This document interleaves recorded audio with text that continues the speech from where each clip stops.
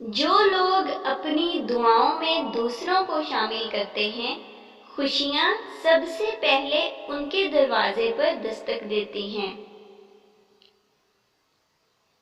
اپنی زبان سے نکلے الفاظ کی ذمہ داری تو ہم لے سکتے ہیں، لیکن سمجھنے والے کی سوچ کی ذمہ داری کسی طور پر نہیں لی جا سکتی۔ کالی اینک لگا کر دنیا کو کالا کہنا کچھ لوگوں کی تربیت میں شامل ہوتا ہے۔ اللہ سے عشق میں ایک وقت وہ بھی آتا ہے، دعا تو بہت دور کی بات ہے، انسان تو صرف سوچتا ہے اور اللہ نواز دیتا ہے۔ ماں سے کبھی حساب مت کرنا، ورنہ تم پر رزق کے سارے دروازے بند کر دیے جائیں گے۔ عبادتیں صرف جائے نماز پر ہی نہیں ہوتی، بلکہ عبادتیں میٹھی زبان، دھیمے لہجے اور ہمدردانہ عاجزانہ رویوں سے بھی ہوتی ہیں۔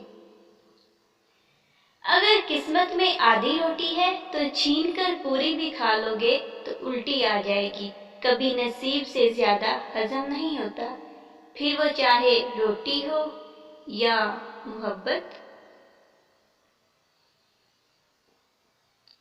بہترین ہمسفر کی سب سے بڑی خاصیت یہ ہے کہ وہ آپ سے اختلاف اور ناراضگی کے باوجود بھی آپ کا خیال رکھنا اور فکر کرنا نہیں چھوڑتا۔ گناہ گونگے نہیں ہوتے، جب بھی انہیں موقع ملتا ہے وہ مکافات عمل کی لاٹھی ہاتھ میں پکڑے ایک دم ہی اس انسان کے سر پر آن برستے ہیں۔ یہ وہ خدا کی لاٹھی ہوتی ہے جو بے آواز ہوتی ہے، لیکن انسان کے ہوش لمحوں میں ہی ٹھکانے لگا دیتی ہے۔ ویڈیو اچھی لگی تو لائک کر دیجیے اور چینل کو سبسکرائب کر لیجیے تاکہ ہر آنے والی ویڈیو آپ تک پہنچ سکے۔ Thanks for watching.